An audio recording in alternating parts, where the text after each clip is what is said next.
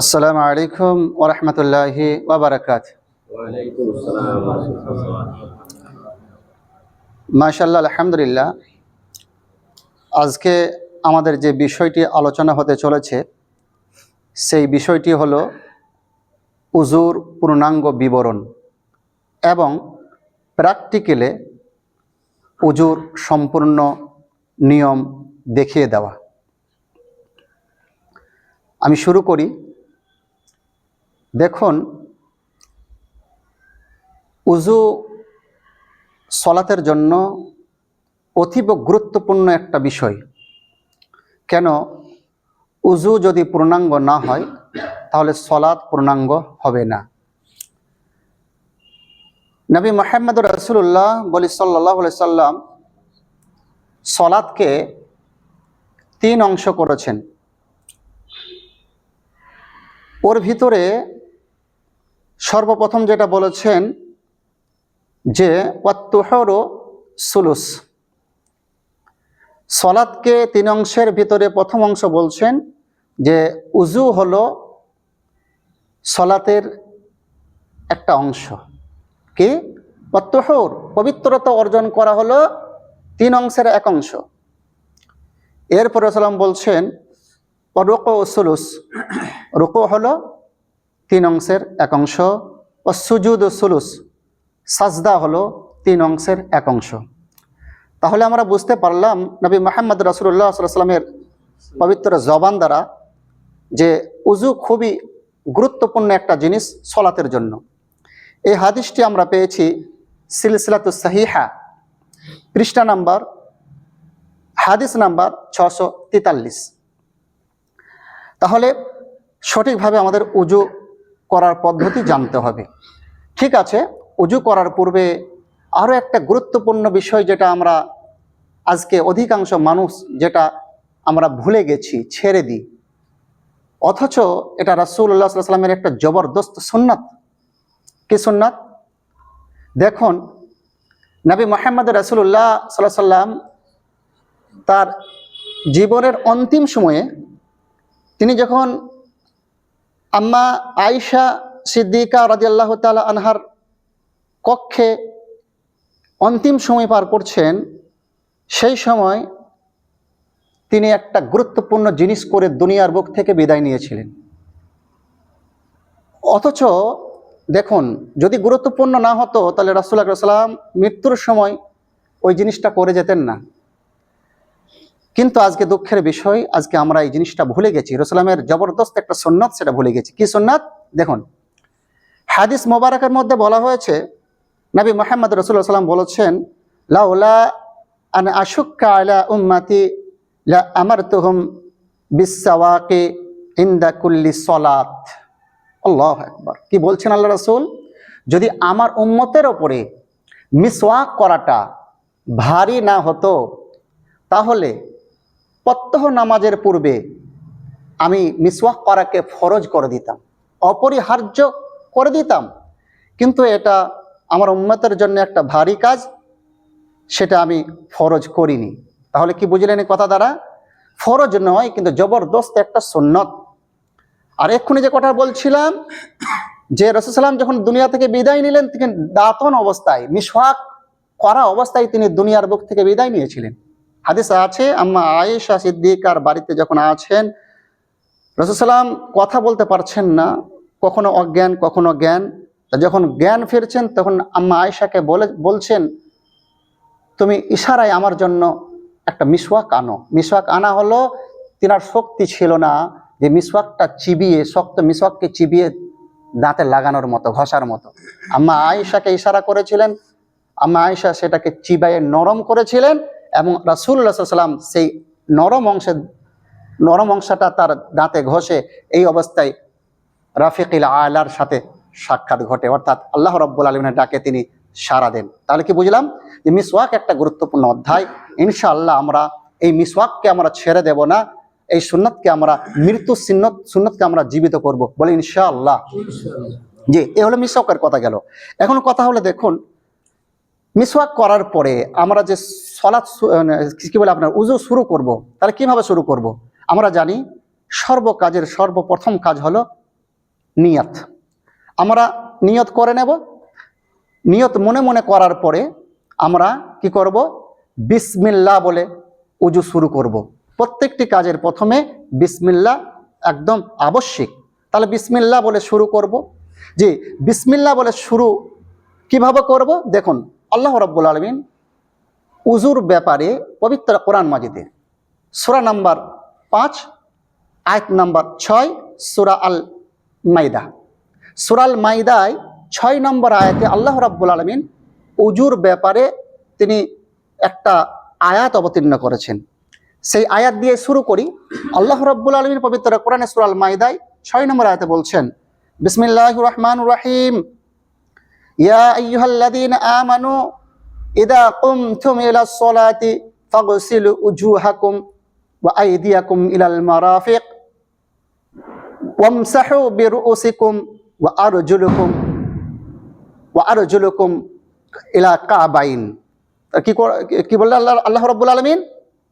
যে তোমরা যখন উজু শুরু করবে, তোমরা যখন নামাজের জন্য প্রস্তুতি নিবে, হে ইমানদারগণেরা, তোমরা যখন সালাতের জন্য প্রস্তুতি গ্রহণ করবে, তোমরা কি করবে? সর্বপ্রথম ফাগসিলু উজুহাকুম, তোমরা তোমাদের চেহারাকে, সম্পূর্ণ চেহারাকে ভালো করে ধৌত করে নাও। জি, এরপর আল্লাহ রাব্বুল আলামিন কি বললেন?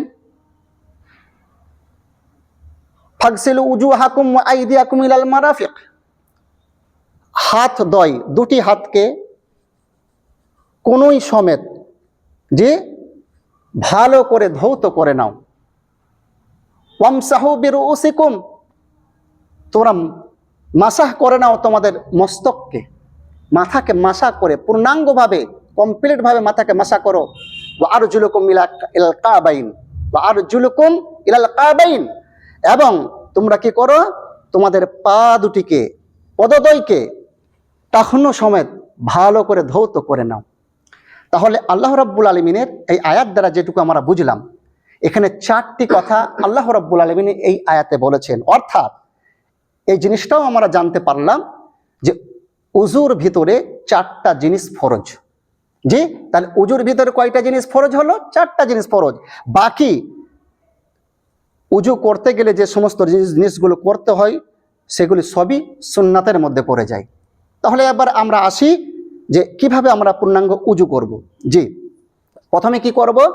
বিসমিল্লাহ বলে আমরা, জি, নিয়ত করে বিসমিল্লাহ বলে শুরু করব। প্রথমে হাতে পানি নিয়ে ভালো করে মজবুত করে এই কবজি পর্যন্ত 2 হাতকে কি করব? ধৌত করব। রাসূল আকরাম সাল্লাল্লাহু আলাইহি ওয়াসাল্লাম বলেছেন, ওয়া খাল্লিল বাইনাল আসাবি, তোমরা তোমাদের হাত দ্বয়ের উঙ্গলিগুলি ভালো করে খিলাল করে নাও। তার মানে এই যে আঙুলগুলি আছে এক অপরে ভালো করে ভরে আমরা কি করব? খিলাল করে নেব। জি, খিলাল করার পরে আমরা কি করব? ডান হাতে পানি নিয়ে আমরা মুখ গহ্বরে ভরব এবং একই সাথে নাকে নেব।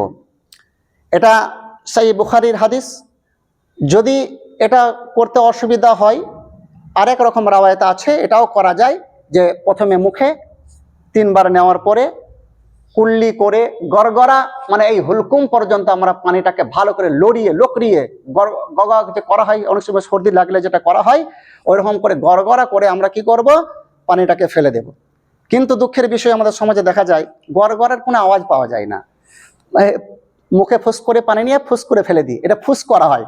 এটা কিন্তু গড়গড়া নয়। গড়গড়া নিয়ম আছে, একটা আওয়াজ হবে, গগা করে একটা সমস্ত কিছু ধুতে হবে। আর হাদিসে এসছে যে নাকে পানি টেনে ঝেড়ে ফেলতে হয়। জি, ইস্তিনসাক বলা হয়েছে একে, ইস্তিনসার ওয়া ইস্তিনসাক, অর্থাৎ নাকে পানি নিয়ে ঝেড়ে ফেলা। জি, তাহলে করব কি? যদি সম্ভব হয় তাহলে মাশাআল্লাহ, এটা ভালো জিনিস, যেটা একবার পানি নিয়ে নাকে মুখে একসাথে নিয়ে আমরা 3 বার পর্যন্ত নিতে পারি, তাহলে মুখে গড়গড়া করে ফেলবো আর আমরা নাকটাকে ঝেড়ে ফেলে দেব। জি, এরপরে করব কি? হাতে আবার পানি নিয়ে ভালো করে এটা দেখবেন যেখান থেকে চুল গজানো শুরু হয়েছে সেখান থেকে এই কানের লতি থেকে নিয়ে একেবারে থুতনির নিচে অংশ, দাড়ির শেষ সীমানা অংশ, এটা গোটাটাকেই বলা হয় চেহারা ওয়াজহুন, এই গোটা চেহারাটাকে ভালো করে 3 বার পানি নিয়ে বারবার লকড়িয়ে লকড়িয়ে মানে ডলে ডলে আমরা ভালো করে ধৌত করব। আমরা করি কি পানি বেশি নিই, কিন্তু আমরা বেশি কি করে লকড়াই না, মানে বেশি আমরা কি করি না, ডলি না। এর জন্য আমাদের অনেক সময় অংশ কি হয়, অনেক সময় অনেক অংশকে শুকা থেকে যায়, তাই না? জি, তাহলে ভালো করে আমরা ভালো করে লকড়িয়ে লকড়িয়ে মানে দোদরে দোদরে আমরা এটা কি করব, ধুবো। জি, চাপ দাড়ি যদি হয়, যদি বোঝা যায় যে দাড়ি শুকা থাকতে পারে, তাহলে ওর জন্য এক্সট্রা একবার পানি নেওয়া যায়, হাদিসে এসছে। তাহলে আমরা একবার দাড়িতে ভালো করে পানি নিয়ে দাড়িগুলোকে ভালো করে খেলাল করে নেব। জি, তাহলে এই হলো মুখমণ্ডলের কাজ হলো। এরপরে করব কি, আমরা পুনরায় হাতে পানি নিয়ে ডান হাত, প্রথমে ডান দিকে শুরু করতে হয়। আমরা ডান হাত একদম কোনোই সহ, কোনোই পর্যন্ত নয়, কোনোই সহ আমরা কি করব, ভালো করে 3 বার পানি নিয়ে ডলে ডলে আমরা ধৌত করব। পুনরায় একইভাবে আমরা বাম হাতের কাজ করব। বাম হাতে আমরা 3 বার পানি নিয়ে কোনোই সহ আমরা ভালো করে ধৌত করব। ধৌত করার পরে এখন আমরা কি করব, যে 2 হাতে পানি নিয়ে পানি ফেলে দিয়ে মাথা মাসা করব ও কান মাসা করব। তা মাথা মাসা কান মাসা কেমন হবে, পানি ফেলে দেওয়ার পরে 2 হাতকে এভাবে জড়ো করে এইভাবে দেখবেন, একেবারে চুল যেখান থেকে শুরু হয়েছে কপালের এখান থেকে এইভাবে শুরু করব। এইভাবে শুরু করে একবারে চুলের শেষ সীমানা পর্যন্ত পৌঁছে দেব। হাত ছাড়বো না, পুনরায় ওই হাতকে একবারে টেনে নিয়ে এসে একবারে যেখানে শুরু করেছি সেখানে ছাড়বো। এটা হলো মাথা মাসা। এরপরে একই পানিতে, আর পুনরায় পানি নেবার প্রয়োজন নেই, একই পানিতে কি করব, এই শাহাদাত উংলি যেটাকে বলা হয় সাব্বাবা, এই উংলি দিয়ে কানের ভিতরে যে নেটওয়ার্কের মতো বিভিন্ন খাঁজগুলো আছে না, জি, এগুলোকে ভালো করে আমরা কি করব, ভাঁজে ভাঁজে ভরে মাসা করব। আর এই ইবহাম অর্থাৎ এই বুড়ো আঙ্গুল দিয়ে আমরা কি করব, কানের বাইরে লতি থেকে শুরু করে অপর পর্যন্ত এইভাবে বাহির সাইড আমরা মাসা করে নেব। এই গেল কান মাসা। জি, এরপরে কি করব, আমরা প্রথমে ডান পা একেবারে টাকনু সহ ভালো করে মজবুত করে পানি দিয়ে ধৌত করব।